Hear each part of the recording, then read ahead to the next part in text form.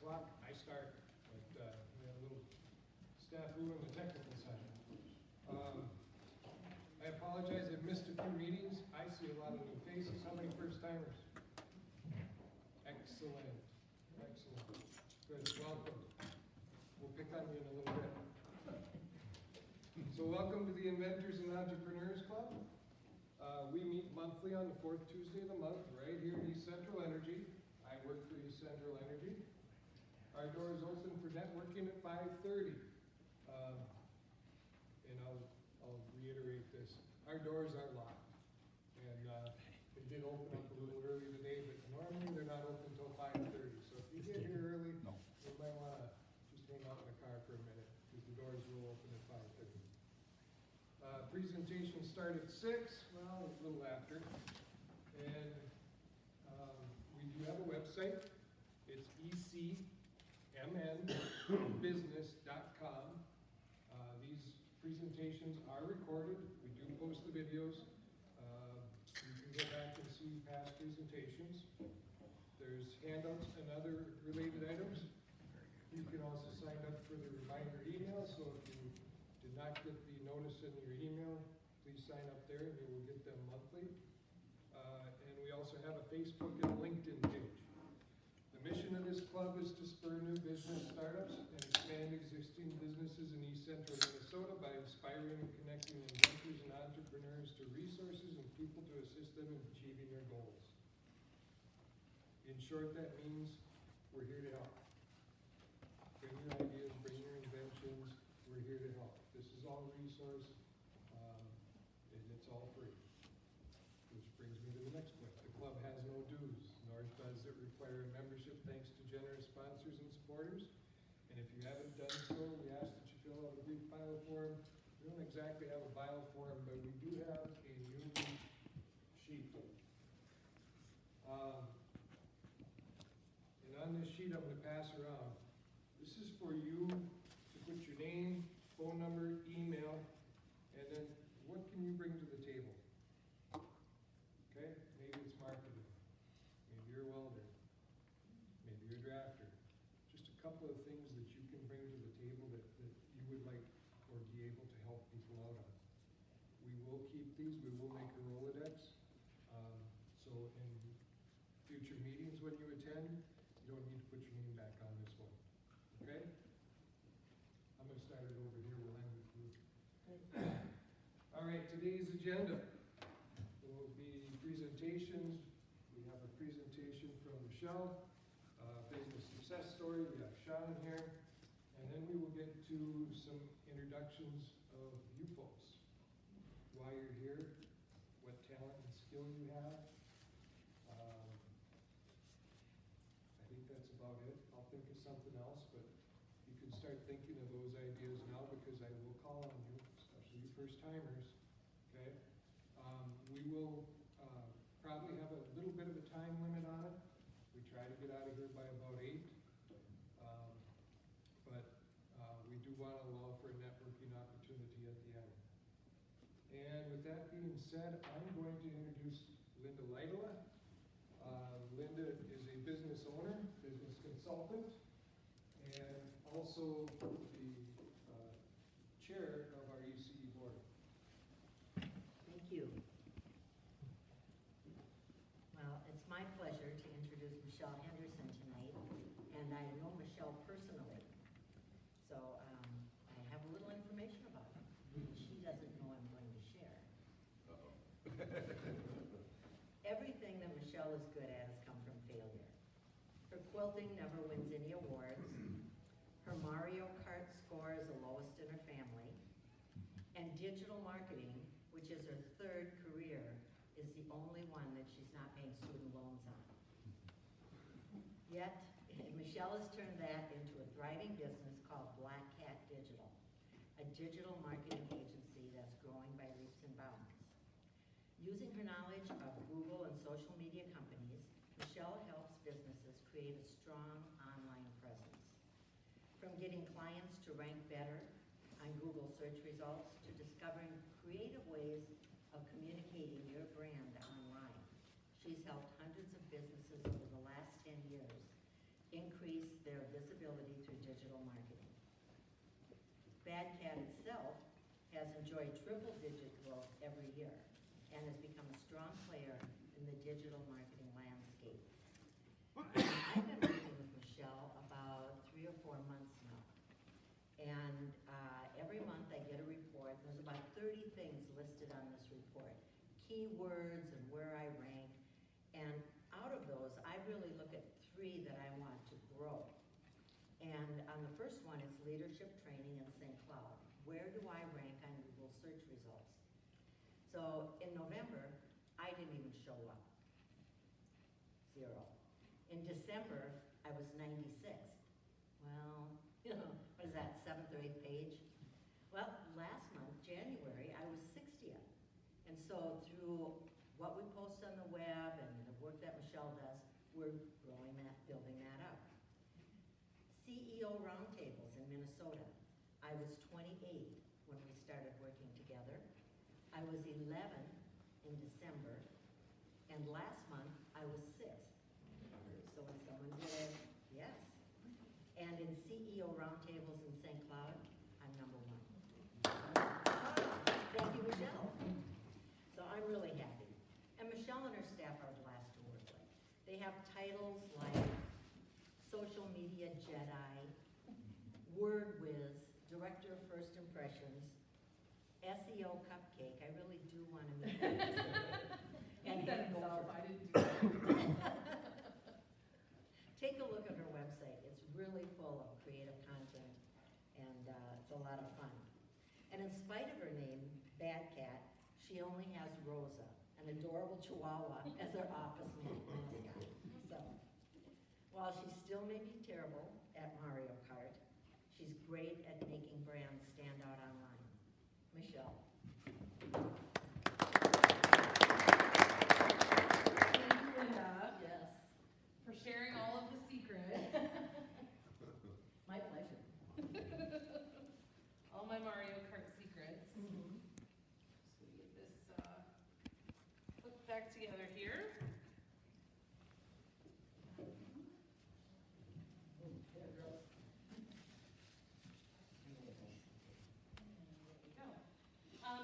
My presentation style, thank you for coming everybody, is a little pictorial. So I always make handouts so that there's like words and stuff for people so that they know they can follow along. We can talk about things and you can take some notes because what we're going to talk about tonight is, I don't know, Linda. Shoot. Linda, you don't get one. Oh, that's all right. You can share. We can share too. Oh, I have. Okay. Here you go, then you can share. Okay. I don't need one. Thank you, everybody. Okay, refrigerate some things. Dog getting my homework. Okay, so, Somebody need one? oh, good. Need one? Everybody's good? All right. Thank you, everybody. I appreciate it. Good team spirit. So like Linda said, my name is Michelle Henderson. I started Bad Cat Digital 4 years ago. What was supposed to be me in my basement in my yoga pants for 30 hours a week just so that my husband couldn't complain that I wasn't working, turned into an agency with our 8th full-time person starting this coming Monday in a very, very short amount of time. So I'm very tired. And but one of the things that I noticed, and I set out to do a little bit differently with Bad Cat Digital, as I have been in this industry for 10 years, and the industry is really only about 15 years old, as I've been in this industry for 10 years, I've seen a lot of things that I think people would have made different decisions had they been a little bit more educated about how to ask the question ahead of time. And I also see things that I would just call out and out scams. Has anybody ever gotten a call from Google? Yeah. Okay, you didn't, because that wasn't Google. And that's what we're trying to talk about today. So we're not going to talk about how to do SEO or how to do social media. Instead, we're going to talk about how to ask the questions so that when you are in the vein of saying, you know, this is something I want to do, this is something I want to pay for, how can you get something that you know what you're getting? It's one of those things where, honestly, most people who hire me, not that I'm complaining, but I ask more questions of the person who delivers my water bottles every month than most people ask me. So that's what we're going to talk about today, and I just broke it. Yeah, okay, so the first 2 questions are going to be questions you'd want to ask yourself, and then the other 8 questions are going to be questions to ask the person that you're thinking about hiring. So question number 1, why am I doing this? This happens all the time, where people will come to me and they'll say things like, I think I should be on Pinterest, because I heard I should be on Pinterest. And then I look at them and I say, well, you know, you make equipment that gets industrial stone waste out of water, so I'm not really 100% sure that Pinterest is the right channel for you to be on. And that's kind of the big question is, am I doing it because it's trending? Because this is what happens when we do things when they're trending. Is that you? No. Thank you, Linda. No, this is something I blatantly stole off of Google Images, which is why it's such amazing quality. But this is what happens when we do things when we don't know why we're doing them, but we're doing them just because other people are doing them. A lot of times people will say, well, I'm going to do digital marketing because I want more leads. I want more business leads. Well, okay, yes, we all want more leads, but can we define that? Can we identify what those leads are? How long do we think we're going to have to nurture them? What are those people doing in the space that makes you think digital marketing is the right thing? Because if you don't know what you're looking for, if you don't know what paradise looks like, then you're going to end up nowhere. And that's the idea. You're going to spend a lot of money without necessarily ending up where you're supposed to be. So that's number 1. Why am I doing this? Why am I doing this? Why do I want this? So number 2, I'm kidding. What does success look like? And this is, again, a question I'm going to ask myself. What does success look like for me? It took me a long time to grudgingly, as I became a grudging entrepreneur, it took me a long time to really identify that, yes, I bought the yo-yos with my logo on them because I wanted cool swag that had my logo on them, not because I just really wanted a yo-yo. I have to have a reason for something, and my husband was instrumental in that, by the way, but that is what this is. What does success look like to me? So, when you think to yourself, where am I trying to go? It's like going on a trip, and if you go without a map, you go without any idea of where you're going to end up, then you can end up anywhere. And yay, it's nice when we get to the place that we're trying to go, but it's kind of a little bit easier if we know where we're trying to go. So, if it is new customers that you're looking for, define it. What does success look like? In this amount of time, I want to get this amount of business. In this amount of time, I want to increase my social media followers by this much percentage, this many people. What does it look like? What is success? And then, you also have to think to yourself, is it realistic? Or are you thinking that this is going to happen in a day when really you're going to end up here? So the first thing is, what does success look like? And then, you can work with some people to help you understand what's realistic. But that's why you have to walk into a meeting with a digital marketer understanding why you want what you want and where you're trying to go. Because we can't help if we don't know those things.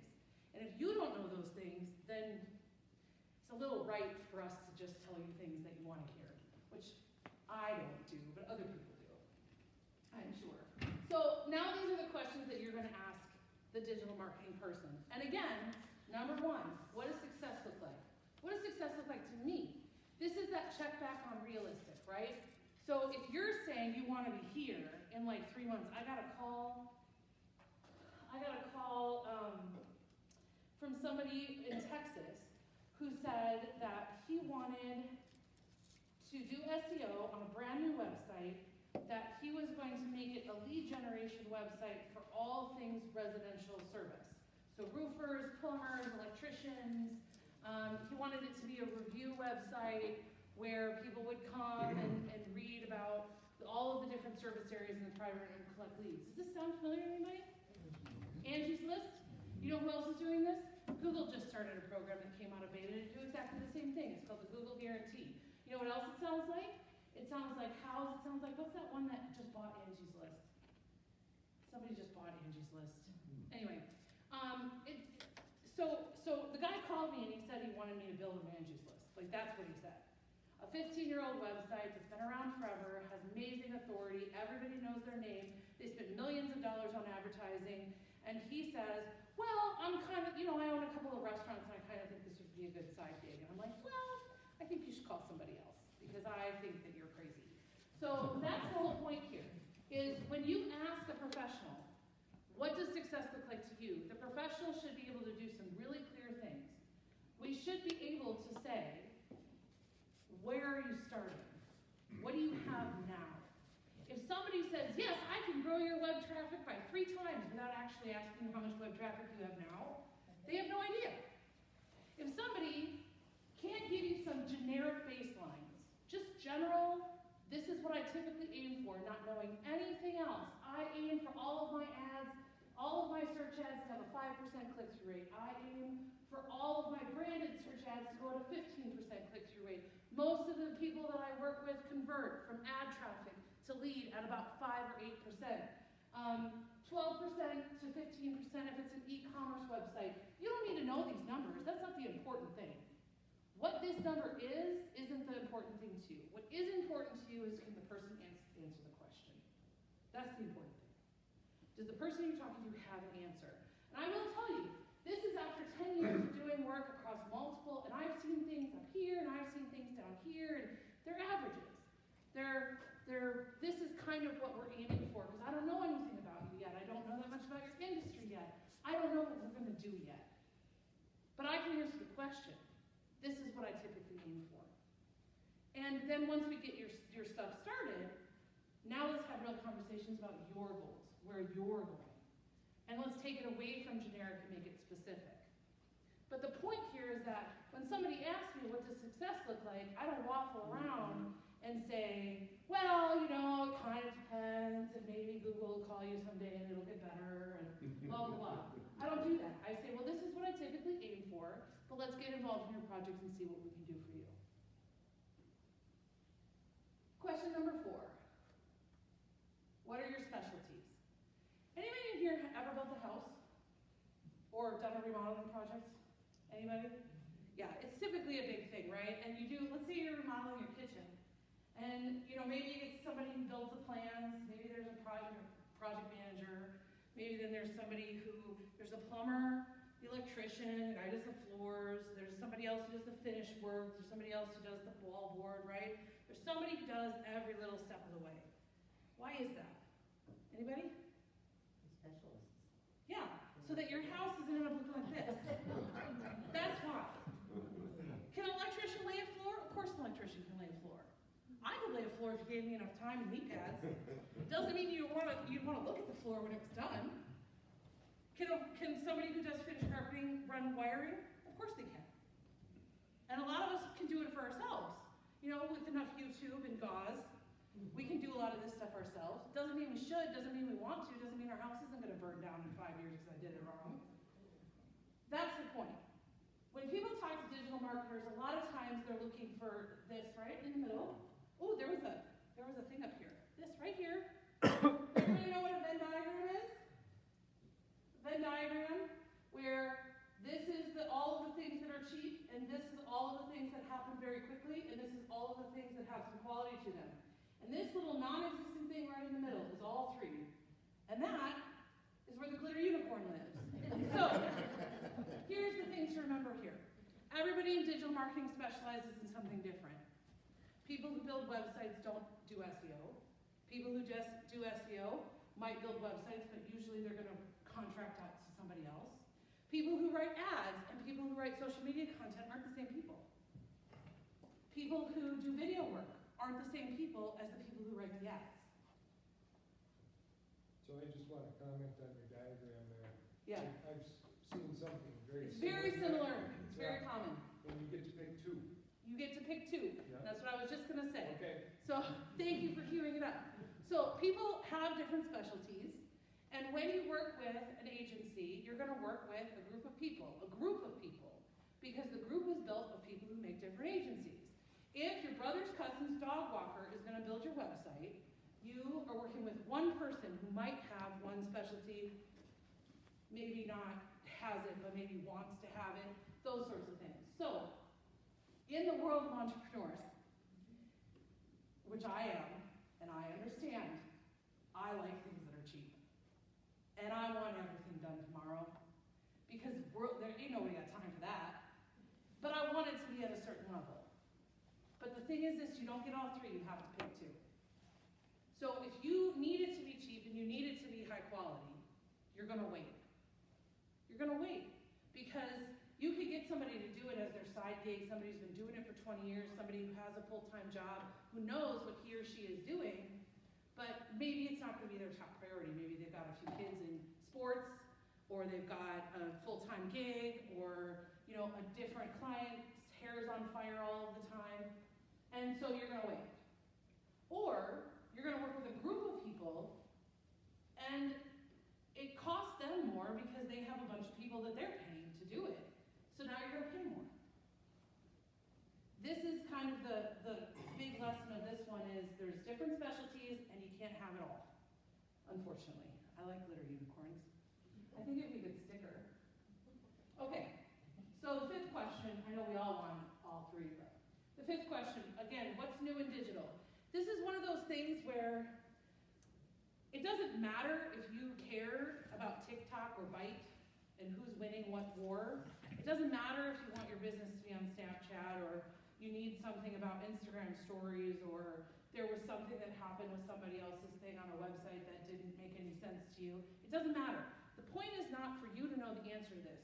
The point is for the person you're talking to have a real answer. Where do you go for information? Where do you go to learn? Where do you go to keep on top of your game? These are actually some really good ones. If you're interested in digital marketing, Moz and Search Engine Land are awesome for SEO. That AdWords one, I have to update this. Google has their own blog. Kissmetrics, WordStream, Social Media Examiner. These are really reputable sources. They put out content, new stuff all the time. This isn't like, Bob's blog of SEO. This is like what we look at. The point isn't, do you have the answer to this? The point is, does the person that you're talking to routinely do this? And if they have a staff, how do they educate their staff? Like, how does everybody keep on top of trends? Question number 6. This is a big one. How do you use software? So this is actually a really big deal because a lot of times in our industry you'll have software packages that say they do it all for you. Has anybody ever heard of HubSpot? It's kind of a classic one, HubSpot. HubSpot is awesome. HubSpot is fantastic software. It was originally built as a marketing automation software, and it's kind of turned into a CRM like Salesforce software, but it's really expensive, and it's fantastic software, but software doesn't actually provide strategy. People provide strategy. So you want to think about software like it's a tool, and you can use a tool correctly, or you can use a tool incorrectly. Either one of those can happen. So here's the question that I say to people, is how do you use software? Because in my world, there are people who strategize and can use any software to generate that strategy. If we want to do a marketing automation drip email campaign, we can strategize it together. It doesn't matter what software you want to use. There's 5 that I've used before, 10 more that probably work exactly the same way. You're going to pick what works for you on all kinds of different things. The strategy supersedes the software. If you're talking to somebody who says, this is the only software you can use, it's the only way you can be successful, they're not a digital marketer. They are a software salesperson. But they're going to pretend they're a digital marketer. They're going to say they're a digital marketer. They're going to say that the way to be successful with your strategy is to use this software. But I contend that the software, the tool, is only as good as the hand that's using it. And that hasn't changed. Whether it's a hammer, I seriously once hit myself in the face with a hammer because I was using the wrong tool, or software. How are we doing? Questions? Everybody's just looking at me like, I brought one of those yo-yos. Okay. What is your hourly rate? Okay. So, let's all just think. It's Minnesota. And I know we don't like to talk about money in Minnesota. So everybody, it's okay. We're just going to talk about money for a second, and then we'll move on to something else. So, a lot of times in professional services, we don't know why one attorney is charging $100 an hour and the other one is charging $400. Or we don't know why one accountant is charging $150 an hour and another one is charging $350 an hour. We don't know. The point is that they will tell you their hourly rate, and you get to decide. You get to decide if you think that that person's experience, that person's expertise, that the service they're providing is worth it to you. In the very short history of digital marketing, there's almost no published hourly rate from agencies, almost none. And that's because in the very short history of digital marketing, this client and this client are going to pay vastly different amounts of money for the same service. And that's the thing that people aren't going to tell you. And that's why the question of your hourly rate becomes important. Because I don't think that those two clients should pay any different for exactly the same amount of work. But I have been in the meetings, the agency that I worked at before, where I would come back from a pitch with the sales team as the chief production person who was, responsible to put all of this stuff together. I would come back and say, go to the boss and say, how much do you want to charge? And he would say, well, how much do you think they can spend? And I personally don't think that's fair. That's my opinion. But the point is to ask the question, what's your hourly rate? Because you want to know that the guy down the street is going to get the same kind of service that you're going to get at the same rate that you're paying. That's the important. Whether it's $100 an hour or $600 an hour, they should have one rate for everybody. And that's why the question becomes important. Okay, we're done talking about money. Okay. Door number 8. Do you work with my competitor? Okay. This is actually a really big thing because there's people who specialize in digital marketing. There's people who specialize in specific industries. Somebody came in with something about real estate on their jacket. You came in with something about real estate on your jacket. There are digital marketers who just work with real estate agents. And that's awesome. They get a lot of expertise. They know their market really well. They know what to do for real estate agents. They have a plan. That's fabulous. Maybe not so fabulous if they're also working with 5 other agents in your office, 3 other agents in town, because digital marketing is a race, and how do you jockey 2 horses in one race? So how do I represent 2 companies that are going after the same search phrases? Like, how do I do that? Now, I will work with a plumber in St. Cloud and a plumber in Alexandria, because the plumber in Alexandria is going to charge a heck of a lot to drive to St. Cloud, and they're not going to want to do it. They would rather, call the plumber in St. Cloud that they know and say, hey, will you take care of this and throw me 10%? Like, that's how that works, right? But from a digital marketing standpoint, it's maybe a little icky for me to work with 2 plumbers in St. Cloud and try to get them both. Because how do I decide who gets what work? Or, what if I find out that the agency that does just real estate agents actually writes 1 blog post, 1 set of social media content, and then sells it to everybody on their book? So they're writing the same thing and then reselling it 500 times. So that's, again, a question to ask. Do you work with my competitor? Question number 9. Super almost done. Super painless. Who owns the work? Now this is really important because this is creative work. So this gets into the trademark, copyright, patents, all of the stuff kind of thing. Most people who say work with HubSpot don't understand that they are renting their website they don't own it. Because they pay a monthly fee, and if they stop paying that monthly fee, what's HubSpot going to do? Take their website down. So now, you're paying a monthly fee, and you don't know that if you stop paying that, you have to now go get a website from somebody else, rebuild it, get it onto your domain before you stop paying that monthly fee. So what happens if it gets a little pricey? Now you have to invest money that you maybe don't have because you're maybe stretched a little bit over here in order to get this done. Otherwise you have 2-3 months where you don't have an asset, your business.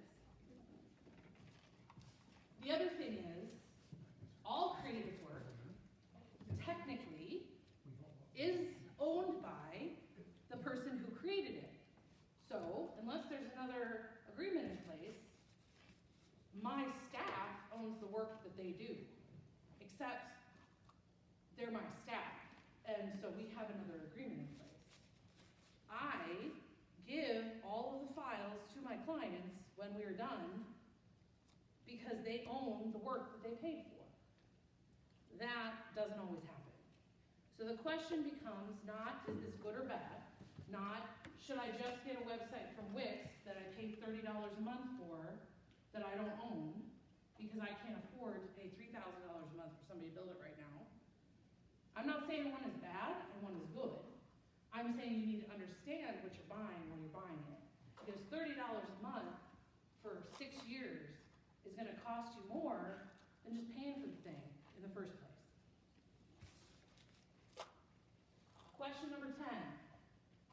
How do I see results? Linda actually touched on this in the intro. She's so nice of you to do that up. Thank you so much. It was lovely. She didn't make up the Mario Kart thing, by the way. That's absolutely true. Worst score ever. I'm terrible. It's the cows every time. Okay, so how do I see results? So a lot of times, I actually got a client once because the reports that they were getting sent from their agency were empty. And she got busy, and she didn't have time to look at her reports. So every month she'd get a PDF that was a report. It was awesome, but it was auto-generated. And she got a little busy, and she hadn't looked at them for a few months.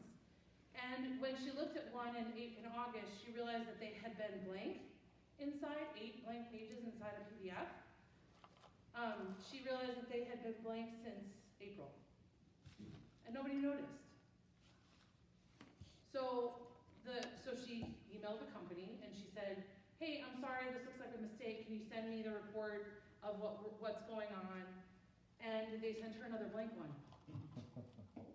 And then she said, okay, I really would like to talk to somebody. And so they set up a meeting and then rescheduled it 3 times. So this is what happens in my industry, and this is how people like me, because there are other people like me, I'm not the only one. There are people who feel like they're not getting what they want from their provider, and part of that is seeing and understanding results. So this is a pretty typical report from a digital marketer. Looks like a lot. Calm down. Doesn't have to be $6,000 at the top, just to let everybody know. But this is a pretty typical report. Now the clients that we work with on ads and on different things, we run through these reports consistently. And we get to the point where they can tell me what each thing is. Because my job as a strategist and a provider is to look this over with my clients and say, okay, Linda, we now got you where you needed to go for CEO roundtables. So let's work on leadership training. Let's see what we can do and add to for leadership training. Meanwhile, we're increasing your traffic by this much, we're doing this much. That's my job. And with ads, it becomes even more important because every dollar that goes out the door is important. So I need to know what is coming in the door for those ads. So I'm getting you leads on Facebook. I see the leads come through. There's 30 of them this month. Oh, only 1 converted. But using your normal conversion rate from lead to sale somewhere around 10%, that's only, I can't math right now, that's only 3%. Okay, well now we have to re-strategize, we'll change our audience, we'll do this, we'll do that, to make sure that we get that lead to sale conversion rate back up to your average. Because you're spending money on those ads. Every dollar that you spend is important. So let's get this moving. So this is a very typical report. And if you are doing digital marketing or you start doing digital marketing and you're never seeing anything like this, then that's a conversation. So when I found out, those are the 10 questions. When I found out I was coming specifically here to Inventors and Entrepreneurs, because that's super exciting to me, I wanted to talk a little bit about branding, because this is another new company thing that I see happen a lot. So a lot of times people decide they want to start a business and they come up with a business name and that's their business name. And they don't necessarily look around a little bit for it. So just a couple of quick things and a couple of stories. I talked to somebody yesterday who is a marketing consultant, and she said, well, this is my name. My name is, I'm just going to make up a name, Lisa Johnson. And, I'm sure that, nobody has the domain Lisa Johnson, so I'll just build a website on lisajohnson.com and blah, blah, blah. Okay, Lisa Johnson, very nice to meet you. Turns out that there is a website on lisajohnson.com, which you could have found out in 0.7 seconds had you looked. And also turns out that there is a famous actor named Lisa Johnson who did a movie in 1982 that you've never heard of, but she's got an IMDb page and a Wikipedia page and a Facebook page and a LinkedIn page, which means that if your business name is Lisa Johnson Consulting, and somebody goes to their Google and searches for you, they're never going to find you. They're going to find the actor, Lisa Johnson. So maybe we should come up with something else. Maybe we should think about LJ Consulting, or something that isn't your name. The other one that happens a lot is people don't look at Urban Dictionary. Now there's a lot of slang out there, and there's a lot of regional slang out there. Does anybody know what a mudhen is? It's a kind of bird. Like the Toledo mudhens? Yes, like the Toledo mudhens. It is a kind of bird. It's kind of like a duck that wallows in mud. Anyway, it's also the name of an industrial machinery company who didn't know, after spending thousands of dollars on their branding and paint and all of this stuff on their machinery, didn't know that it has a very specific, but not going to share it, not safe for work, really filthy kind of fetishist thing on Urban Dictionary that it means. So they have this website now that's on a domain that's a little porny, and they didn't know it. And now their website, somebody tries to hack it like every 3 seconds, which happens anyway to most websites, but they try a lot harder. Because the domain actually has value to them because it means something that they could leverage. So Urban Dictionary is your friend. It's very quick to look up a word on Urban Dictionary and find out what it's slang for in North Carolina that we don't even know about here. And then here's the other thing about search specifically. And this is something that's good general business advice no matter what. What's special about what I'm doing that I can talk about in my search? What's different? Are people looking for what I'm doing already? I once had a client come to me because she had invented, honestly, the coolest thing. It was like a strap to go around your high heels. It came from the back and it attached to the heel and went around the front. Super wide, really comfortable, ton of designs, really cute. And the whole concept was that if you are a professional businesswoman and you want to wear high heels, which I don't because I'm too old for that now. But if you're a professional businesswoman and you want to wear high heels, it helps them stay on your feet when you're walking around the city or you're walking around an airport. Because they don't slip off in the back, right? You walk in your heels and maybe your feet get a little stanky, right? And you're walking around and then your feet slip, right? And then like your shoe falls off or you twist your ankle. It's a thing. All of you guys, you can just nod, it's a thing. So she invented this super cool thing. But she was like, well, I want to do SEO. And I'm like, but for what? You've solved a problem that nobody knows they have because they don't know there's a solution for it. So you've solved the problem. People knew it was a problem, but they don't know what to call the solution yet. You have to teach them what to call the solution. Which means your digital marketing dollar needs to go into awareness to teach them about the problem that you've solved, not into search so that they can look for the problem they don't know they're having because they're not looking for it. So how do we do that? How do we solve that problem? So if we can come up with the awareness, then we do this. Unfortunately, that's not where she started. She was about 3 years in when we talked, and Amazon had already knocked her off and undersold her by the time that happened. So it's really important to be thinking about this. Not only is what's special about my project, but are people looking for it? Or are they searching for the problem that I'm solving? Like from a digital perspective, where is your opportunity? So I wanted to add that into this because it's a little bonus. Because I thought, well, you know, group of people, entrepreneurs, inventors, yeah, you're solving problems all the time. So yeah, that is the end of what I had to say tonight, and there is still some time for questions. So, yes? So your friend that invented this Uh-huh. band or strap for high heels? Yeah. Because I'm a guy and I don't understand that. Well, I mean, I'm assuming. I don't judge. Okay. You know. So we started this club about 10 months ago. Actually, it was our inaugural meeting. We've had 9 meetings. Mm-hmm. We've had a variety of different presenters. Mm-hmm. We've had a handful of inventors. We've had a handful of entrepreneurs. We're utilizing social media. We have a website. We have LinkedIn and Facebook. Mm-hmm. So what would this club need to do to reach out to your friend who said, I got this, I made this, Yeah, it's a great idea. yeah. Where can I go to get help? Oh, Inventors Entrepreneurs Club. Awesome. Inventors Entrepreneurs Club. So I would do some research before fully answering the question, but I think your first thing to do is to think to yourself, if I am new to the area or sitting around or don't know anybody, or I am, inventing this or doing that, I want to think about what am I going to search to try and find other people like me. So that's from a search perspective, that's what that is. And the thing is that there's a threshold of people to call themselves or to self-identify as an inventor or an entrepreneur. So you might want to look at it as something like small business networking. Put yourself in kind of a bucket with the closest thing you can think of, because it's very different than most other things. So put yourself in a bucket with the closest thing you can think of. I mean, Linda, for example, leadership training. She does all kinds of other stuff. And we call it something different. So when Linda came to me, it was executive dialogue groups. And I was like, okay, well that's a thing, but most people call them this. Most people call them CEO roundtables. So I know that you don't call them that, but most people do. So how do we get content on the website that uses the language most people are going to use?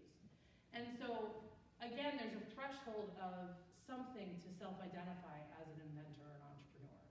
So what is it that would get people who are kind of sort of thinking they might want to be that to reach out? The other thing is, LinkedIn would probably be a better use of your social media time than maybe Facebook, just because LinkedIn is going to be full of people that you could reach out to with the little code names for self-employed.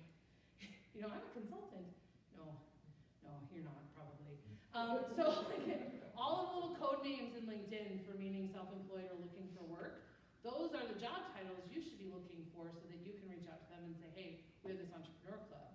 And if somebody spends a couple $100s a month on a LinkedIn Sales Navigator account, which is the paid version, kind of the salesperson's zooped up paid version of LinkedIn, you can do cross-reference filters for geographic area and job title, and maybe history, age, all kinds of things that you can put in and search and generate a list. And then you can reach out to those people individually. So those would be the kinds of things that you might think about. And then also using the group feature on those things. So with Facebook, I might create an Inventors and Entrepreneurs Facebook group that's separate from the page so that people can chat in the group. And then anybody who comes to a meeting gets involved in the group. But if it's a public group, now anybody can invite people and you can share in and out of the group. People can group think there. And then it's a little bit more of again, there's a threshold to get up at night after, work, maybe put your pants back on and come out, come to a place, maybe it's a little bit of a drive. There's a threshold for all of that, but a Facebook group, I can just click a button and join a group and see if it's something I'm interested in. So making it easier through those digital means. So there's 3 different thoughts. Great. Yeah. Thank you. Anybody else? Yes, sir. Is your company experienced with commissionable affiliate programs like the Amazon affiliate program, where they get a commission for purchasing through? Yes, there are actually, though, people in central Minnesota with more experience than us. We have done it in the past, but there are partners and people that we work with that have done that. I actually, again, it's back to that kind of buy versus rent.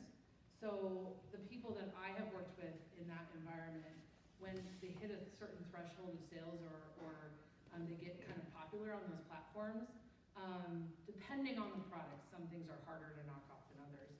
But depending on the product, Amazon will just start sourcing and making it and then undercut all of your business. So I've seen people's business drop 40% overnight when Amazon put a new product on. Now it's shipping for free, it's always in Prime, they're sourcing it, so it's less expensive, it's always coming up above this on the search thing. All of those things are possible. Instagram had a really strong affiliate kind of base when it first started, but this year, just this last in between 2019 and now early 2020, people are just getting cut off at the knees. The Instagram influencer, right, who makes thousands of dollars just taking fabulous pictures of themselves places, is almost done because Instagram has gotten rid of all of the automatic bot programs that those people use to build their So most of those things work within a system that is trying to kind of game a system or have somehow a reliance on something that they can't control, like Amazon.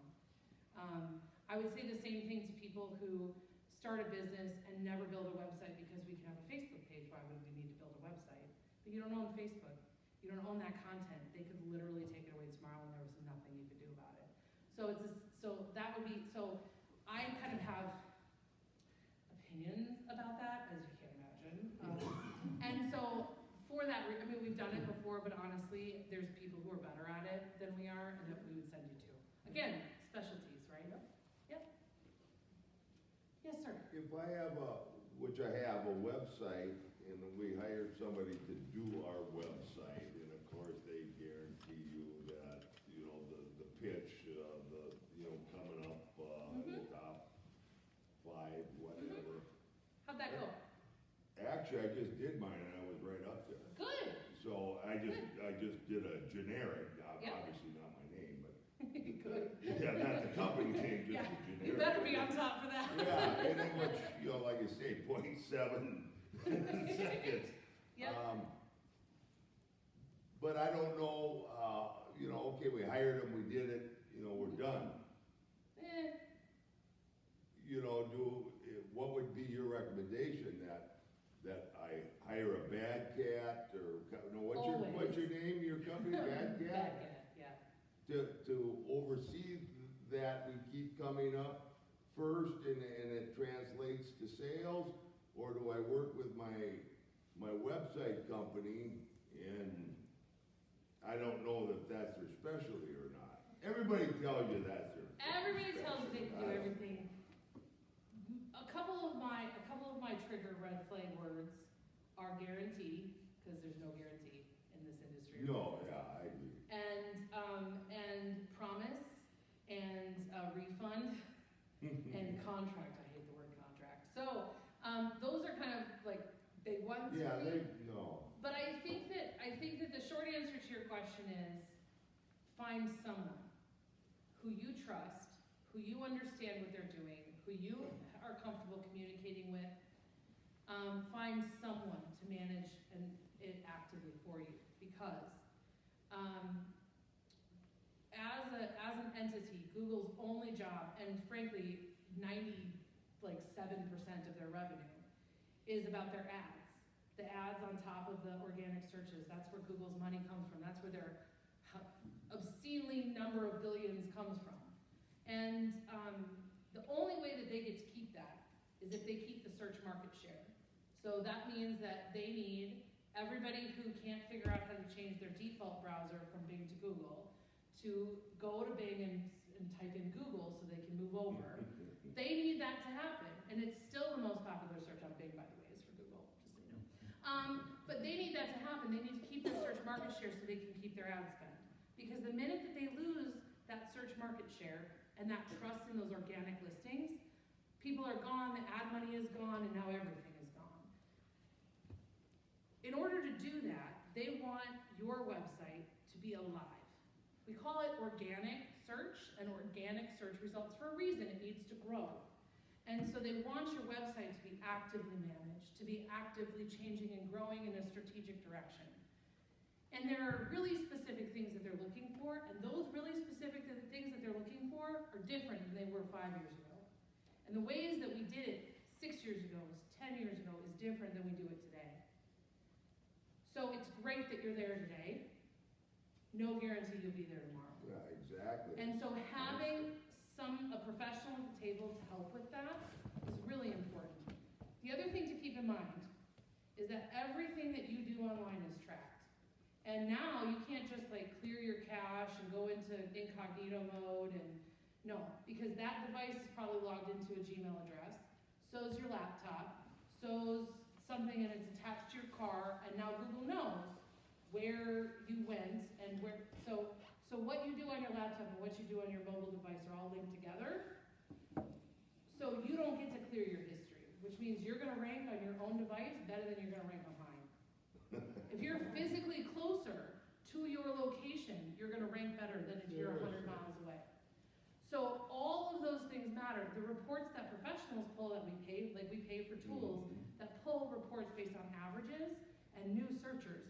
So we're not guessing based on what we see.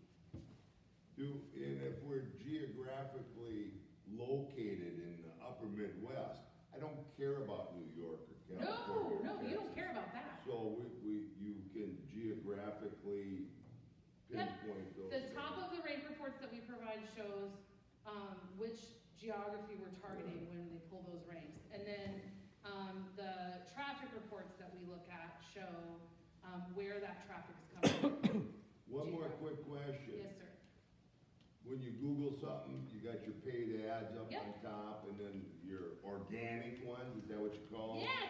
Okay, Yay, I somebody learned something. instinctively do not look at the paid ones. Yes, that's very Is common. Very that's common. common? It's very common.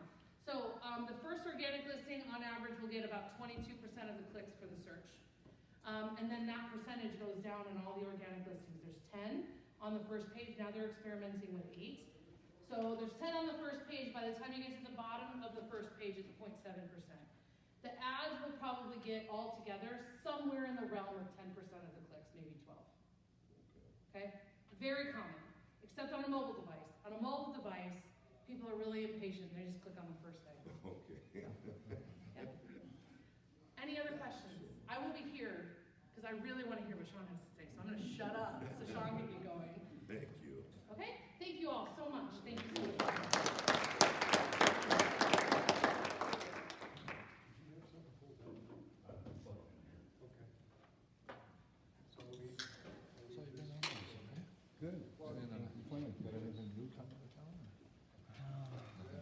No, just some smaller stuff downtown, you know. All right, I'm working on a lot. thank you, Michelle. Appreciate that. I actually learned a lot of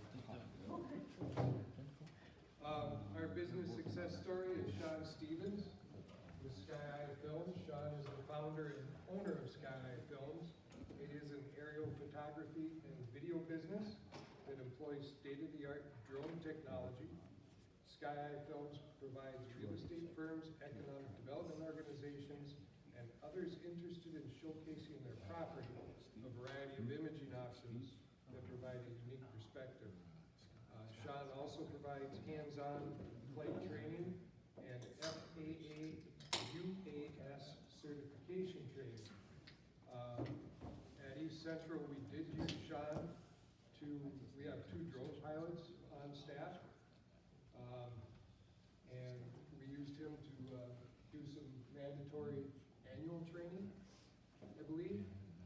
And also we employed his services to produce a drone video marketing segment for an industrial park that we are invested in outside of St. Cloud. So invited him to come to a meeting. As I was talking to him, I said, you know, this might be a good story. Would you be interested? And it so happened we had a meeting that night. He said, well, send me the information. It was about 1:30, 2 o'clock in the afternoon. I sent him the invitation for that night. About 5:30, I looked up and he's walking through the door. And I'll let him tell the rest of the story because the speaker had a direct correlation with him. So please welcome Sean. That was a crazy connection. What was she was from Duluth. I used to go to school in Duluth. She was a practitioner of a entrepreneurial operating system that my first entrepreneurial company used to launch.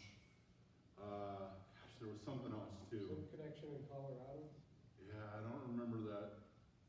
Something else too, but yeah, I got the invite and saw that she was, talking about some of these things that I had experienced and thought, well, this is karma, right? I have to be there. Thank you all for coming. Thank you for allowing me to ramble on here about my business. My name is Sean Stevens. My company is called Sky Films. So I want to talk to you today about kind of what we do, the 3 big problems that we choose to address. And so to do that, I want to start with kind of the low-hanging fruit when it comes to photography and drones. which is something that is easy for folks to understand, which is real estate. Real estate is on the client work side, an industry that we spend a lot of time in at Sky Films. And so I wanted to kind of walk through some of the examples of some of the problems that we hope to solve in the real estate space. So, in order to do so, we all have to share a bit of a secret. Maybe not such a secret that it will leave the room, but because I've been involved with entrepreneurship for so long, because when I'm not running companies that I've started, I've worked with entrepreneurial support in a lot of communities throughout East Central Minnesota. Really love entrepreneurs and entrepreneurship. So I feel like this is a great group to kind of share these stories with. So we're talking about real estate, talking about secrets, talking about entrepreneurship. So the first thing that I have to ask all of you is, would you marry me? Can we all, together in this room, get married here tonight? I know, it's weird. It's a strange spot. But if you would, if you take my hand and join me on this journey, one of the things that we would most likely do right away is start looking for a place, all of us, all 40 of us. I'm sure there's lots and lots of houses here in East Central Minnesota that'll be perfect for the 40 of us.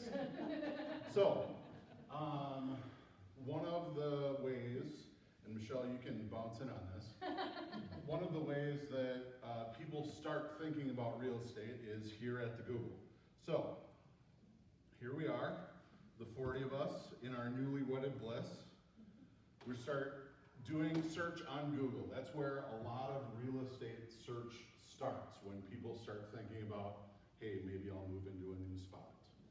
Because it's not necessarily easy for folks to understand where they should go to start looking and diving into this process. So when we go to Google, we find that the top 3 positions are generally these 3. And of these 3, Zillow, Trulia are the biggest and the baddest of the real estate search sites. So when you're a realtor, you want to make sure that you represent yourself very strongly on Zillow and Trulia, because they handle the highest percentage of the search. So here we are. We're going to remove our boundary, and we're going to do a search. We're going to center around this kind of general area here, and we're going to find that there are, oh, that's not nearly enough. Let's back up here.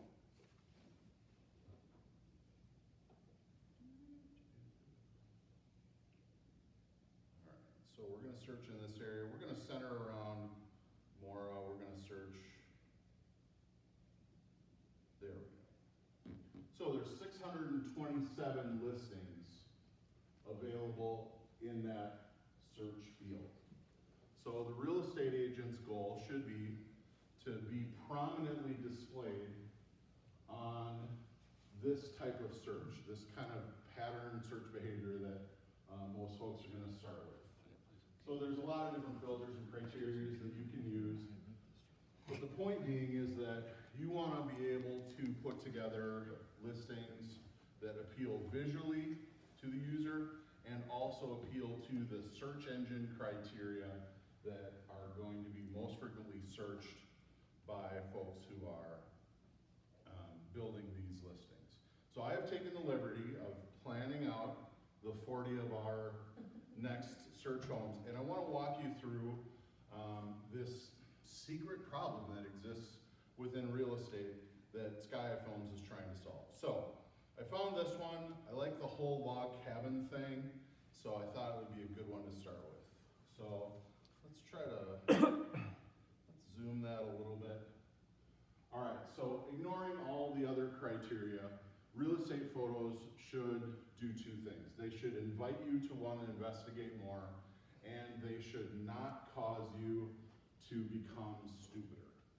And when I say that, it means that I should not have to put aside a ton of brain power to be able to go through these photos and understand and, in fact, be energized to learn more about this property.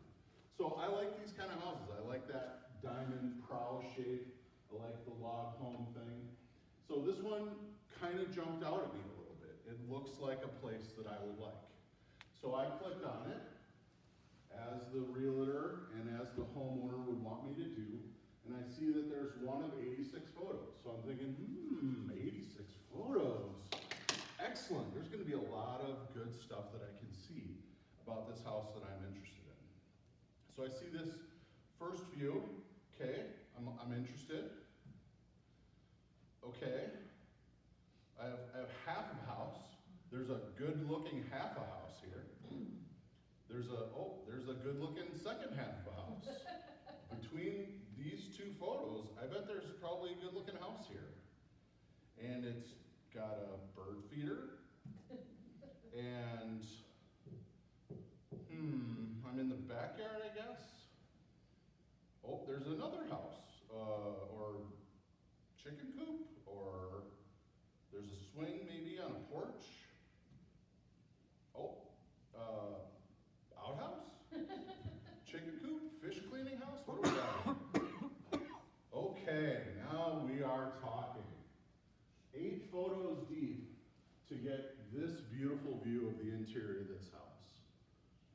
So, that looks great. Don't you agree? All 40 of us living together, isn't this great? So, let's move this up, and let's get this to be, maybe not the first photo, but let's get this really early in the presentation. Okay, nice. Big bay windows, got the, that whole log cabin aesthetic thing going on. Okay, I'm not so in love with it, but I like it. It shows dramatic, and it's got that vaulted pine ceiling there. I like that. Ooh, nice fireplace. We're showing features within the home that are going to be sales oriented for buyers. So we've got this cool stone fireplace. You see that it goes all the way up into the loft there. The picture itself is a little soft, and as a photographer, I'd like to try to work with them. This beam is twisted, so as a photographer, let's straighten up our verticals a little bit so that our homeowner doesn't have to break their head thinking about this half of house that we looked at is twisted to one side and leans all to the left. Okay, again, that's that same room. I don't think I need to see this for the 4th time quite yet. Okay, now we're in the money, we're in the kitchen. That's where homes are bought and sold, right? So, a nice looking kitchen. Again, our verticals are horizontal, or at least diagonal. I don't know that I would have kept the spittoon right in the middle of the kitchen island. And because of the way that we've angled this space here was really, really narrow. So, again, sometimes it can come off as, oh, Sean, you're a photo snob, quit picking on this one house. But if you're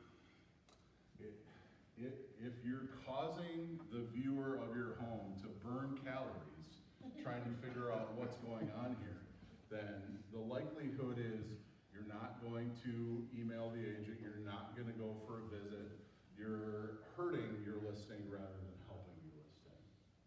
All right, so what do we got here? We got the back side of this fireplace. That's cute. It looks like a great little spot to sit in the morning and have coffee. Again, verticals are a little bit not right, but All right, same view from the other side. Now we're into bedrooms. We're 17 photos in before we've seen a bedroom. Cute bedroom. It's the first thing that your eyes go to. Say it louder. The thing on the floor. The smallest little darn thing in the photo that no one should care about is the first thing that your eyes go to. And unfortunately, that's the way our brains work, right? They look for things that look abnormal to us. So, you know, photographer, let's spend the 13 seconds that it would take to stick that under the bed or throw it somewhere. Okay, bathrooms were shot up high.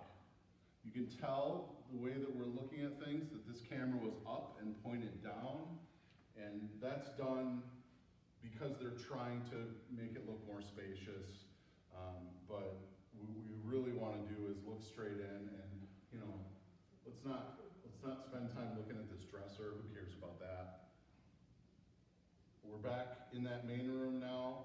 That's a cool looking staircase. You know, it's not the prettiest picture, but I mean, that's a selling feature of this home. That's great. Nice porch. I like the views out all those windows. That's great. Same porch. I don't probably need 2 views of it, but you know, so be it. I certainly don't need 3. Again, we're pitched down into a bathroom. It's got a laundry room. That's good to see. I don't need to see much more than that. Again, let's keep things vertical. Let's try not to have everything be so tipped and angled. It's got saloon doors. That's good. Another bedroom, another bedroom, another bedroom. This is the house for us, for all 40 of us. I have picked a winner here. All right, it's got a sauna. That's nice. It's a little shower in the sauna. I don't know what this is. Is that an amp? Are there beer taps in this thing? I don't know what this is. I know what that is, but I don't want to see it. I know that could be something cool. This is pipes going into the furnace with electrical boxes attached to it, so it's plumbing and electrical all in one. I don't want to see that. Okay, now we're back outside again. And we're looking down the porch. That's a cool porch overlooking what must have been the 5th or 6th accessory structure on this property. That's a hill. Look, there's a 7th accessory structure with a is that a deer stand on top? Did you just shimmy up the side of this building to get to that? Oh, 7th accessory structure, 8th, maybe? Nope, that's the same one. Same one again, and now for the remaining 30 listings, it's really important that this homeowner, this real estate agent, point out to you that this house has trees. Oh. Trees as far as the eye can see. In terms of being able to identify species, oh, no, there's a fence with trees and fences. But wait, there's more. All right, so I'm not trying to pick on this house in particular, but when you are in real estate photography, you spend a lot of time looking at real estate listings and trying to make an approach to a real estate agent that allows you to have a conversation that says, this is how this could be done better, without, you know, kicking them in the teeth, without giving them an opportunity to, you know, kick their photographer, or oftentimes, as is the case with real estate agents, to kick themselves in the teeth because they're taking the photos themselves. So, that's one of the big problems with real estate, and the secret with real estate is if you're selling your home or if you are buying a home, demand that your real estate agent put together a piece that showcases the unique story of your home. Homes all have kitchens, they all have bedrooms, they all have bathrooms. We're going to show those things, and we want to show them in as best a light as we can. But to craft that story while simultaneously appealing to the search algorithms that are involved with the placement of all of these first frames. Why does this one appear before this one? why does this listing come before this one? There's listing science involved that is akin to what happens with how placement happens in digital marketing. So we want to take advantage of that. And some of the things that we can do to take advantage of that are to offer video and 3D tours and complementary services that buyers are demanding from their real estate search sites. So when Zillow users are queried, they're telling Zillow that we like it when you show us this, and we like it when you show us that. So Sky Films chooses to be able to take advantage of those things to make your listing stand out, not just visually, but algorithmically, so that it appears more often to folks who are searching for those kinds of experiences and those kinds of sites. So, we boil that down to dazzling real estate imagery that makes phones ring. That's the appeal that we have, and the way that we accomplish that is by doing things that look a little bit like this.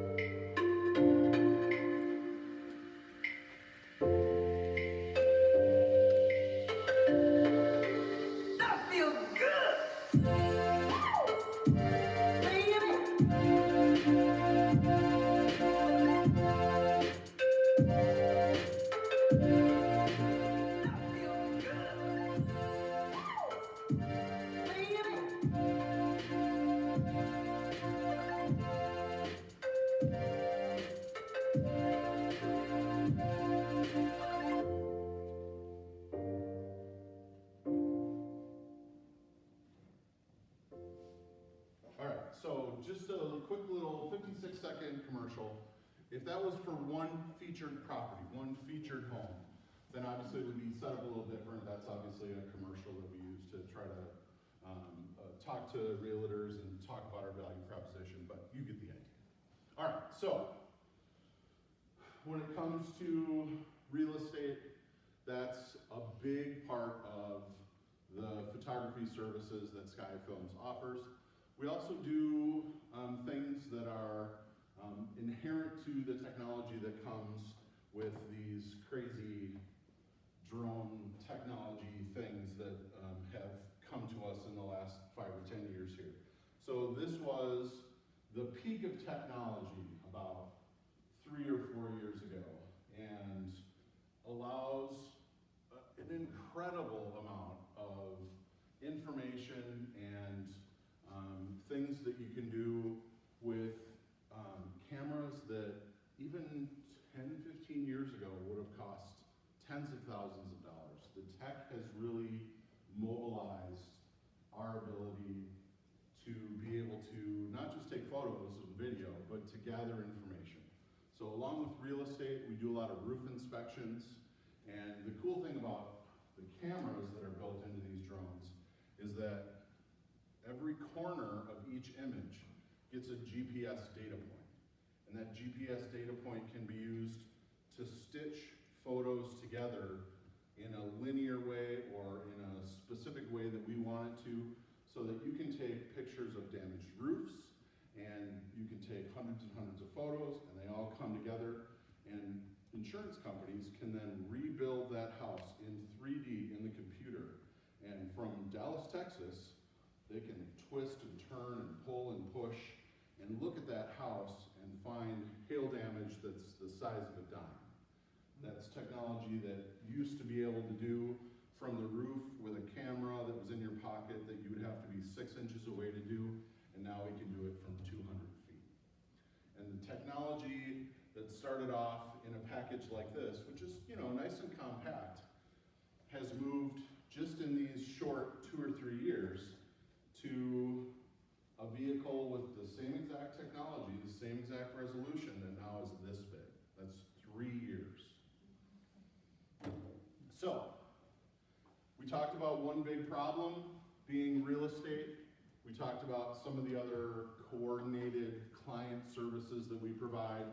insurance inspections, you know, photography that turns into maps, that turns into data. That's a big part of what drone tech has been able to do in the world, and how we're using it to be able to help clients get the kind of information that they need. So let's go and just briefly. All right, we'll do this now.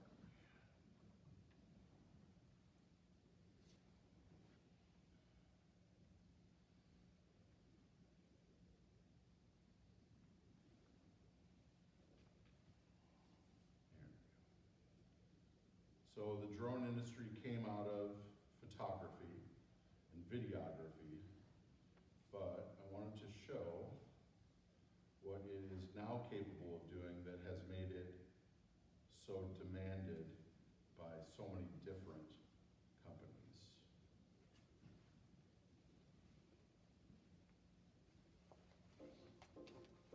So this is a shopping center in Plymouth, mapped from a drone that's created a high-resolution 3D file that we can now use to make surface measurements, to create these virtual tours, to allow people to wayfind and navigate around an individual property or hundreds of properties.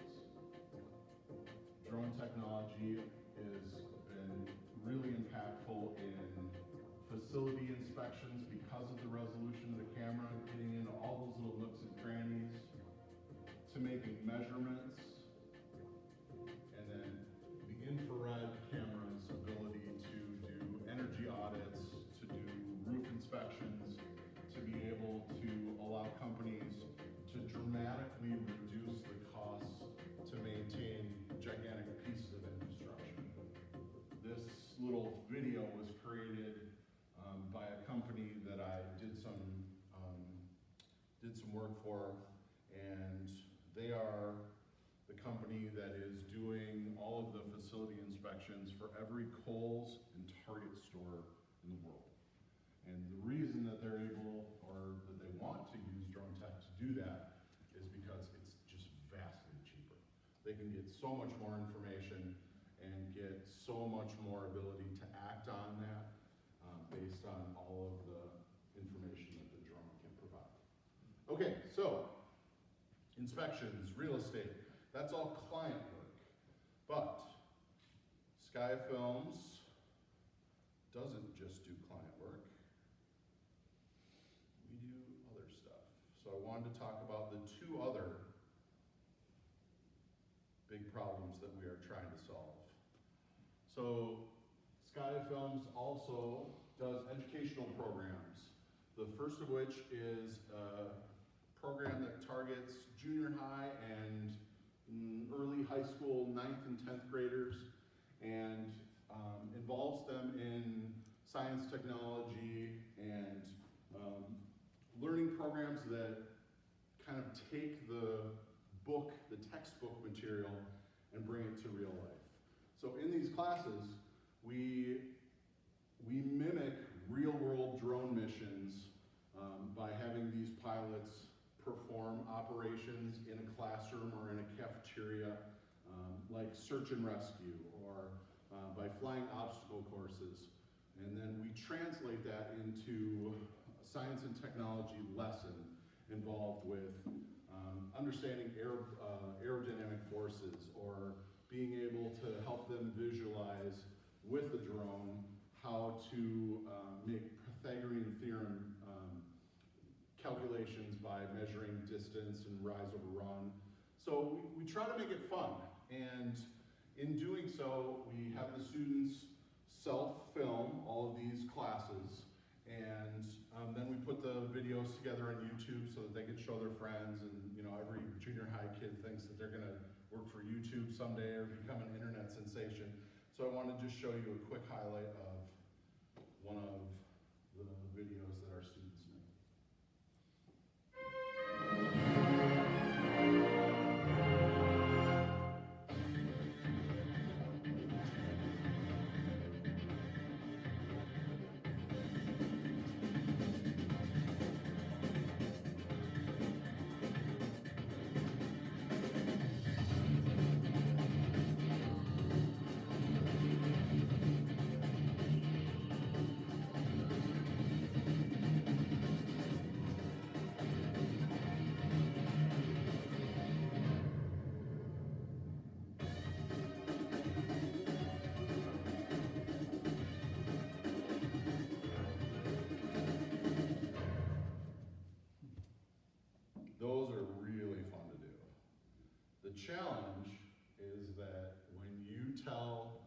seventh grader, that the most important thing that they do when they're making these videos is to hold the camera still. They think that's kind of a loose interpretation. Like, still-ish. So you have to cut quick. You have to have quick little 2-second shots to be able to put something together that won't make you feel like you're at Valley Fair riding the Death Coaster. So that's the second thing, working with these young students to be able to talk to them about practical applications of technology and why understanding how the Pythagorean theorem works might actually translate to something that they use in their everyday life is super fun, super rewarding, kids love it, so we really enjoy doing those programs, and we work with, I don't know, 12 or 13 districts throughout East Central Minnesota to offer those programs. The last thing that I wanted to share with you is the second educational component that Sky Films offers, and that's the certification training to be able to get an interested would-be photographer or drone pilot going into the field. So we work with Pine Technical College as well as a number of other colleges throughout Minnesota to offer these UAS or UAV certification training seminars. UAS, Unmanned Aerial System, UAV, Unmanned Aerial Vehicle, it's all the same thing, it's drones, this is what we're talking about. But of course the government loves to put everything into, alphabet soup. Jordan back there, ECRDC, LGBTQ, FBI. It's all part of the FAA's master plan to have no one know what they're talking about ever. So these programs are week-long classes where we do two things. We do hands-on flying every day because it does us no good to train you to pass the FAA certification exam and then walk away from the exam holding your bright, shiny new license and then go out and spend $1,500 on a brand new drone and smash it into a tree.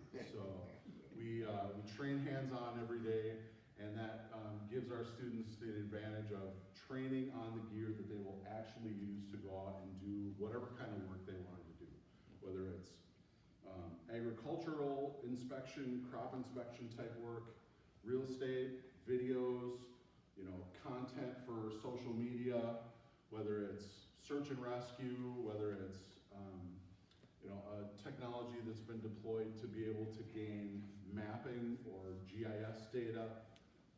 The tool to use it, the system that this drone uses to fly is all the same. No matter how you're using it, it flies the same, whether you're going out to take pictures of your backyard or whether you're mapping a 400-acre farm plot. So, I'll just talk a little bit about the drone industry itself and kind of where we are today. So I was mentioning earlier that there are two schools of thought as far as the FAA is concerned with drone pilots. Those who fly for fun and those who fly for some commercial purpose. If you intend on doing any kind of pro-commercial work with your drone, then the FAA requires you to have a license or a certificate. If you fly for fun, you do not need that. You need to understand some basic safety stuff, but you don't need to go through any FAA process to do that. And that's how the US market came to be 4 years ago. The drone was the #1 Christmas gift for the last 2 Christmases.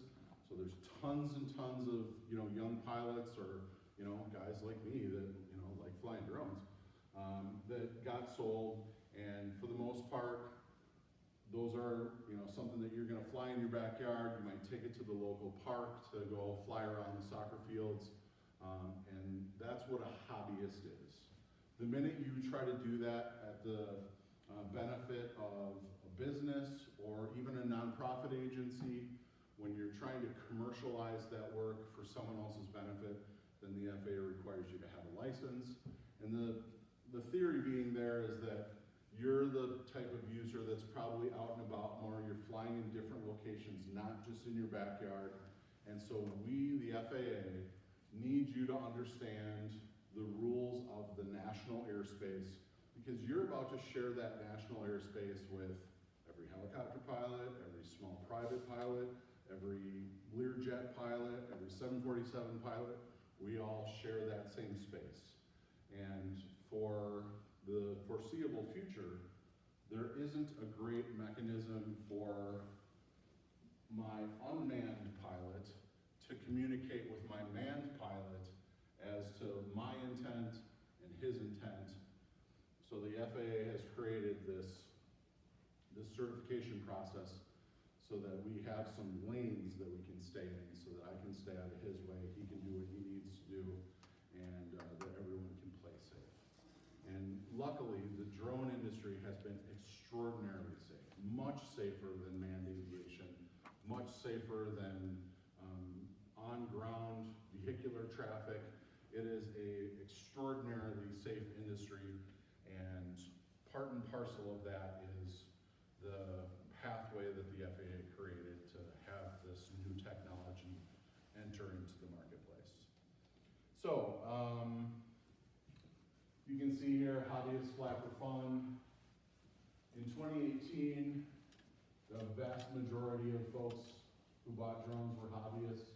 The professional level was actually anticipated to be much higher. There aren't as many professional commercial drone pilots as they thought there was going to be when they created this pathway, which is unfortunate because there's a gigantic demand for folks who are licensed and have experience operating safely within the national airspace. And so we seek to help fulfill that market, that demand for experienced, safety-focused pilots. So I've just done a quick search here on Simply Hired. This is something I do about once a month and share it on social media. Average starting salary for a UAS pilot or a UAS operator is about $50,000 a year. And you can see here there's currently on this platform 195 job openings, and this platform, Simply Hired, is kind of a small fish, but it is one that I like to reference because they always include salaries in their description. So I always like to show students that come through our program the kind of jobs that are out there currently hiring right now. So 45, 55, 20 to 28 an hour, that's about 50 grand a year. 60 to 70, there's maybe a part-time opportunity or maybe a low-ball provider. The military has a dramatic need for drone pilots, and any military recruiter will tell you that that's one of the areas where they're having a hard time finding folks. Not entirely certain of all the background that's involved with that, but the point being that the drone industry represents a really, really quick entry point, a really, really inexpensive entry, and really, really strong starting salaries. And we haven't even seen the big players come into the market. Amazon is just testing deliveries, UPS, FedEx, all the other players, Domino's Pizza. Does anyone know who the first commercial company was to make a delivery with a drone? Think weird. Data. I'm sorry. If only we could go back in time and make that the case. No, the first commercially delivered good that was done via drone was a Slurpee on behalf of the 7-Eleven company. Oh, wow. I can't imagine what kind of condition that was in when it landed, but. Those were really good for like 30 seconds. Yeah. So, I guess in summary, the three problems that Sky Films chooses to solve is the problem with real estate listings not fully telling the unique story of each listing or causing me to lose too many brain cells trying to find a place for all 40 of us to live happily ever after. The second one is to try to energize and bring a demand for curiosity into the junior high and young high school age curriculum or after-school care type environment. And the third one is to make ready pilots to fill this exploding need for people who are familiar and licensed to be able to participate in the new drone economy. So, that's what I wanted to talk about here today. I'd love to answer questions if you have any. How much does it cost to become certified after the education? Does it have a license that you pay so annually, or how does that work? There is a $150 test fee to go sit down and take the exam. And at current, the FAA requires you to recertify every 2 years. The theory has always been that the recertification will almost certainly turn into an experience where rather than having to go retake the same test you took 2 years ago, that you will complete some sort of online re-education every 2 years. Because it is changing so fast, the landscape is really, really shifty in the drone industry. So I wouldn't be surprised that if someone got their license today, that 2 years from now, they probably wouldn't have to go retest, that they could just go online and take some refresher type courses. But the test is 60 question, multiple choice, super easy, but it comes from the same data set that a private pilot needs to pass when a private pilot gets his license. So the textbook is 1,600 pages long. The key to taking a class from myself or even any one of the other UAS test prep companies is that we know what you need to know and what you don't need to know. So we can take that 1,600 page manual and cut through all of the stuff that you can ignore to get you to just the fat of what you really need to know. And it's very basic.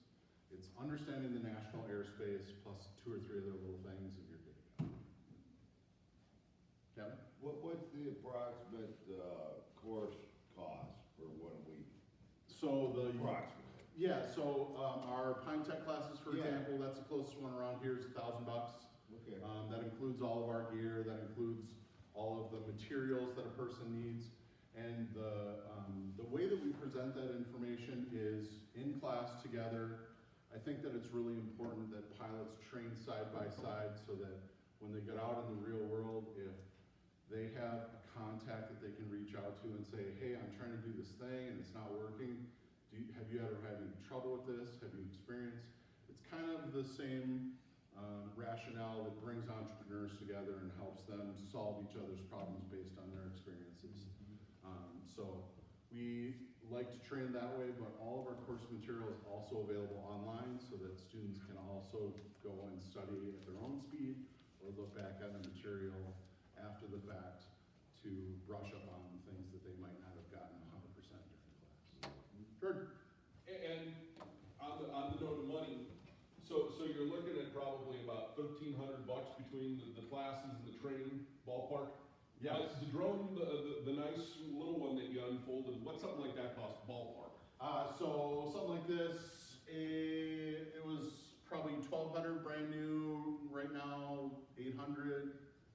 So for a little over $2,000, you could be in business doing, Which is not to include marketing and websites and yada yada, but absolutely, which is the exact same mentality that I took coming in. I knew that I wanted to bootstrap something. I had just gotten out of a previous entrepreneurial pursuit that I sunk a bunch of costs into and never got back. Thank you very much. So I knew that I wanted to be able to bootstrap, and I liked the opportunities that were available. And the drone industry has grown up in the gig economy. So rather than the typical normal pathway being for me to go get my drone certification and then go to work for 3M, for example, and spend a lifetime career at 3M. The gig economy has placed this industry within a framework where when I want to go try to find work, there are a dozen or more websites where I can register as a pilot, and then when they have need that comes to them from the internet, that they will reach out to their pilots and send an email to me and say, hey, are you interested in this job? Now that's not the best paid job in the world, but it's paid training.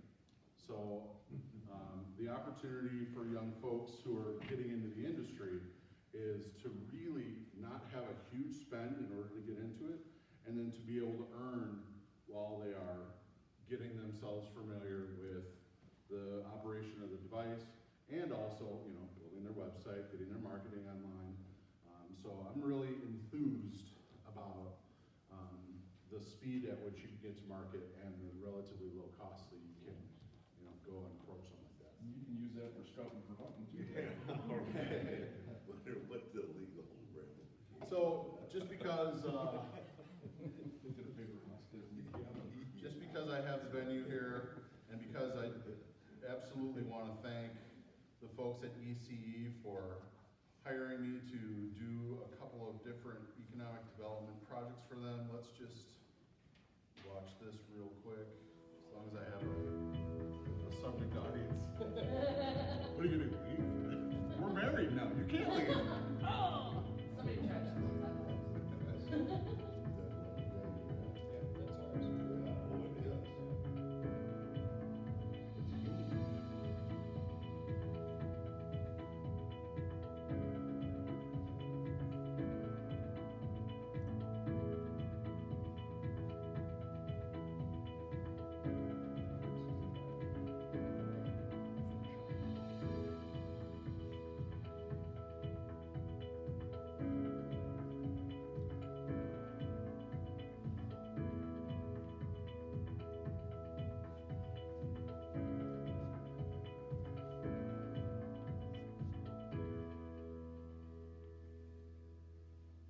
So Steven Spielberg, I am not.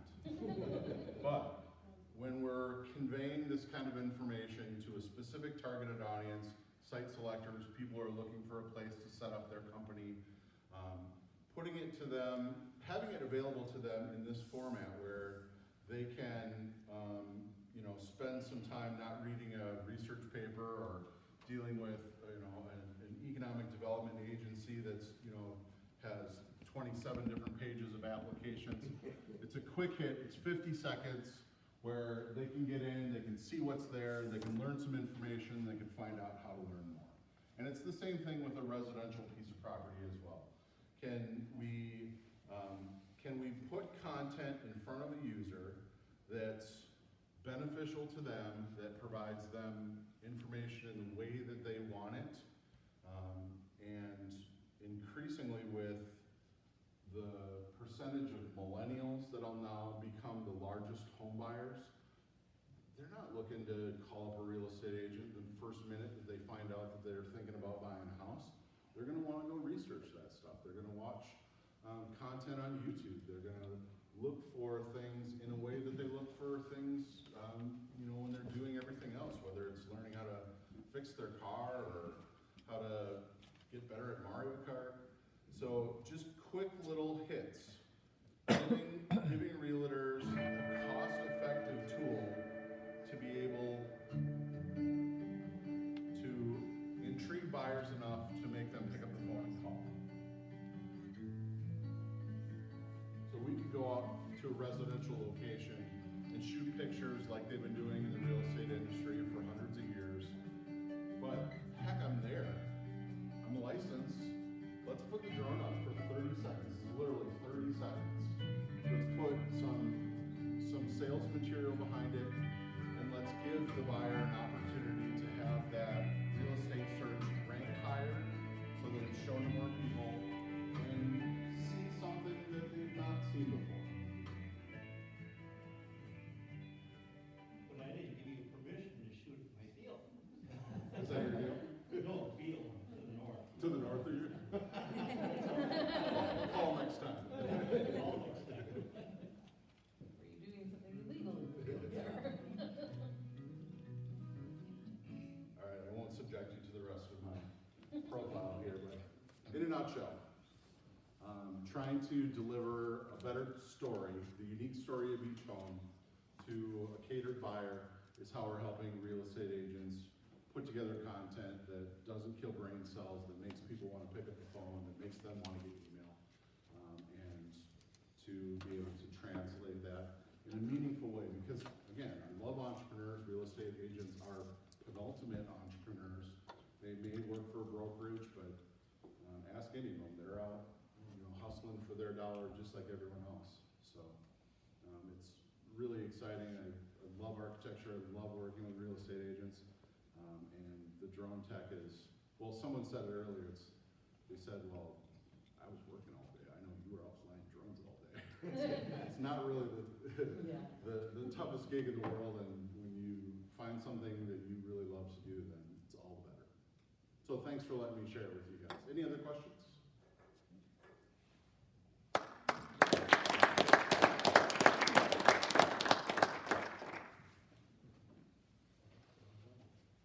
Thank you, Sean. And thanks for the sales pitch. I know everybody here wants to buy a piece of that industrial park that you showed. Well, now that we're all married, we can just pool our funds. So,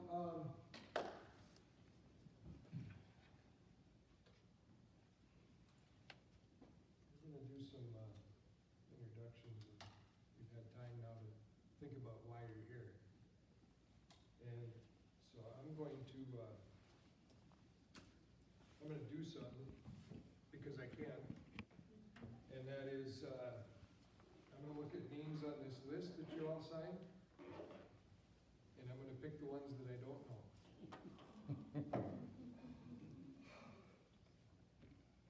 You must be Kelly? Kelly? I am, You're Kelly? yeah. I Kelly? knew you were gonna pick me first. Well, yeah, because you're last on the list and I didn't recognize the name. So Kelly, where are you from? Why did you come here tonight? And what can we do to help you? Oh boy. I live in Phillipsen, and I work for, the real estate office up there as their office manager. So kind of the biggest thing that got me here was the presentations. I do the social media and a lot of SEO for our websites and stuff. So between that and then obviously the drone, we discussed the real estate. Those were the two things to get me here. I've been the office manager in my office for almost 9 years, and I'm gonna finally get my license to sell real estate. So I thought it would be a good opportunity too for networking and just the, real estate is kind of a small business thing. You're self-employed, so always good to bounce ideas and stuff off of other people. And yeah, I guess that's it. Good. Okay. Thank you. Thank you. Mason, why are you here? I came here to learn more about taking pictures and learn more about getting my license for my drone. Who'd you bring with you? Mom, why are you here? I'm here as his guest. I think we're gonna sign up for a Pine Tech course so that we can get him certified, because he's already got some business leads coming in, Good. Nice. starting him young. Mhm. You need help getting that business, you need financing, you need business plans. We got financing Go back there. there. We got Tom over here works on business planning. Need electricity, you got Mark? Yeah, yeah. When you build that 100,000 square foot building that's all electrically heated, we got land for you and electricity for you. Craig? Craig Soblik from North Branch. I'm a seasoned entrepreneur. Just started my 5th business this month. And I've got number 6 waiting in the wings, and I'd like to talk to you about that. So what's number 5? Number 5 is, we are a host home. We do adult foster care for disabled adults. Okay. And we now have a host home program. It is a brand new program. They've gotten rid of foster homes, corporate foster homes. So this is a new entity, and by Lutheran Social Services. And it's, you basically own your own business doing this now. Manage your own business doing it. So can you give us a hint as to what number 6 is? Number 6 It's very appropriate. It's a new website. The website I got started, it's called familypreparedness.com. And I've been involved in all sorts of scenarios with disaster recovery for many years. And I'm not talking about IT stuff. I'm talking about hurricanes, tornadoes, power outages. And can anybody say pandemic right now? So it's how to prepare your family and your small business to get ready for these type of disasters. Great, thank you. Karen? Karen Henley, so I'm Kathy. Kathy, sorry. That's right, Henley. I have an embroidery company I've been doing for 18 years, and Karen has recently come to work with me, and we've decided that we are going to partner up and move. She's been a home embroiderer, crafter, farmer for 15 years, and does different embroidery than what I do, so I decided to partner up and move hopefully to Isanti and open up a storefront location. Cool, thank you. What do you need help with? Money, a digital drone. Money, digital, I got you covered. I don't know, one gave me the number, so Okay. he's helping me. All right. Need a lawyer. Any attorneys in the room? Any wannabe attorneys in the room? And I can decorate things, need logo line clothing, promotional wear. Good, great. Teresa, you're back. Why did you come back? You missed me? I have a night off work. Go with me here, work with me, you missed me. Yes, I missed it here too, yes, I needed to. So tell everybody what it is you do. Not your real job, what's your So side I job is? invented a bottomless planter and I'm trying to get it started. It's kind of, I thought really going to be easy and it's not so easy, but I had a mold made in China, brought over, did the patent thing for a while and it was like a lot of money. So, I'm just going to try and get it started this spring again. Hopefully it takes off. I'm working a lot over the winter so I can take some time off in the spring and try and get it going. So now you can, And I Googled and my name came up like number 7. nice. And I don't even like promote it, so that doesn't have much up there for it. When Yeah. you have those plants growing in the bottomless pots, Yes. you can get Sean now to fly the drone over, and you got Michelle to help you with your website marketing. It's a bottomless pot because let's say you're going to have a garden and you have tomatoes and instead of watering your garden every day, you put a pot around it and you fill it up, the pot, and all the moisture stays in there for like 2 days. Keeps the cutworms out and it's just kind of really cool. Yeah, so, Great, thanks for coming back. thank you. Stan? Yes.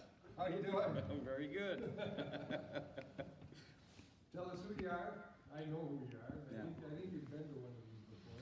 Yeah, Stan Gustafson, I'm an Economic Development Director, City of Cambridge, and we got a meeting next week. We do. So that's probably one of the primary reasons I came here, just to see what it is. I know you did some stuff for St. Cloud and for North Branch, and we're looking at probably doing something in Cambridge as well. Yeah. With the drone on our industrial park, and we have some retail sites, and probably maybe try to show off some options on housing and stuff like that too. So, Yeah. so yes, but I do see your videos online though too. So Awesome, you're the one. yeah. Hopefully not. See, that's why I'm here. Clicked on it 100 times. 6,000 characters in a YouTube description. So everybody else is kind of old hat. Yeah. So we're gonna go through this quickly. So Lauren? Lauren Davis, with Diversified Bronze and Manufacturing here in Bram, and also the East Central Regional Development Commission's co-chair, and kind of on the steering committee that started this whole process. Thank you. Kevin? Kevin Anderson, with Daka Corporation out of Pine City, with the Pine City EDA. And, here to, promote the whole entrepreneur